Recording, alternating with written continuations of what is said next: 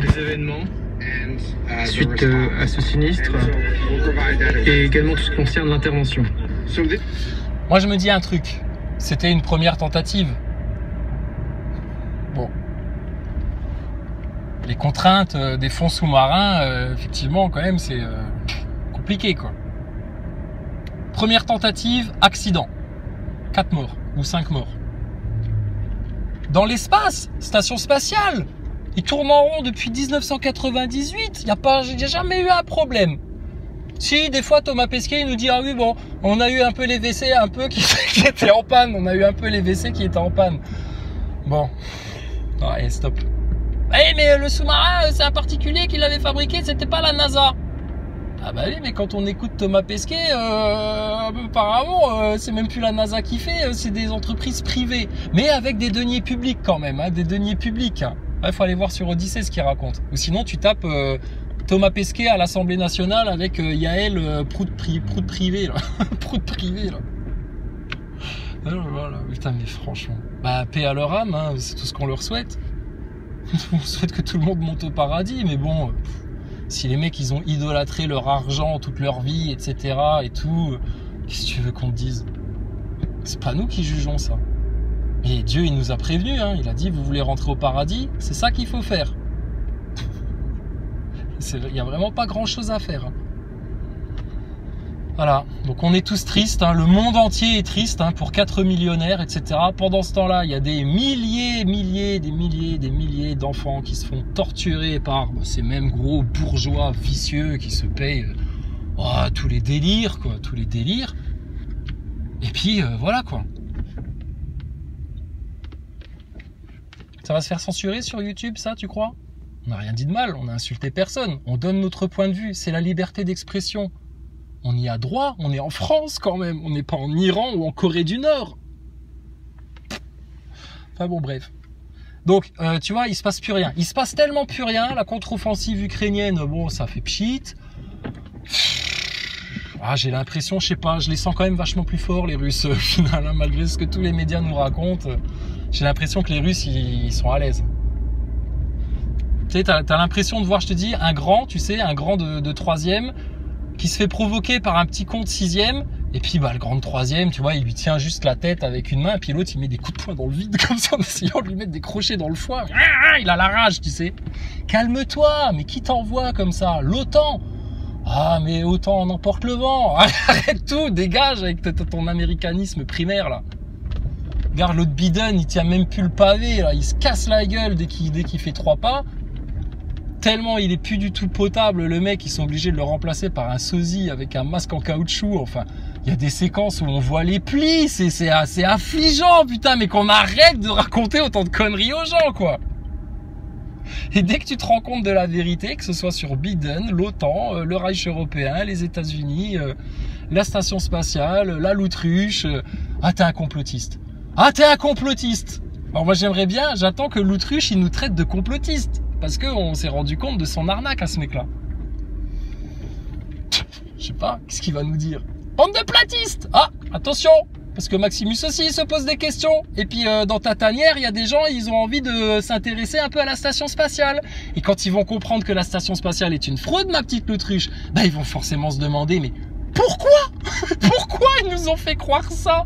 Pourquoi ils ont dépensé des milliards alors qu'en fait, ils enregistrent tout dans des studios sur fond vert avec des câbles effacés à l'image et de la réalité augmentée, etc. Mais ils vont perdre encore du temps de vie, les auditeurs de la l'autruche, à comprendre tout ça. Alors que franchement, t'aurais été aussi honnête et juste que nous, l'autruche. T'aurais dit à tes auditeurs, bah, perdez pas de temps, il y a des mecs, ils ont déjà fait le travail, etc. Nous, on l'a déjà fait, ça. Quand il y a quelqu'un qui vient nous poser des questions sur la fraude à l'entité juridique, par exemple, tu vois, moi, je suis pas un spécialiste de ça, tu vois, j'ai compris le principe, mais c'est pas mon domaine spécifique. Bah, je les renvoie chez Kevin ou, voilà, tu vois, chez des gens qui connaissent. C'est normal, non?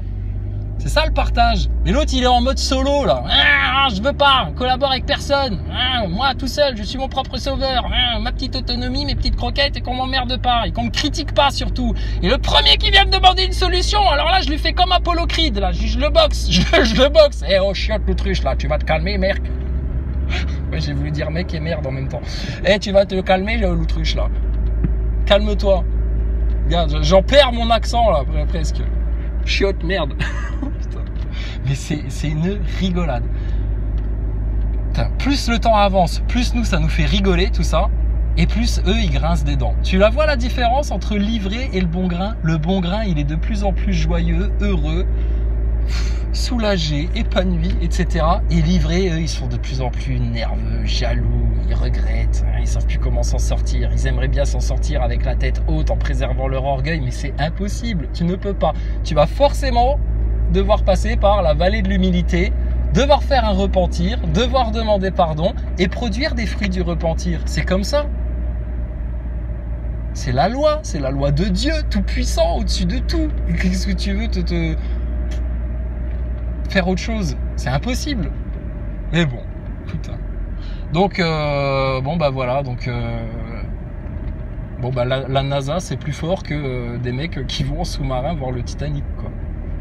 C'est con, hein, parce que franchement, ils se seraient contentés de regarder le film de James Cameron. Bon bah voilà quoi, ils auraient eu les mêmes sensations que d'aller au fond de l'eau. Hein. Je sais pas s'il y en a qui l'ont retenté.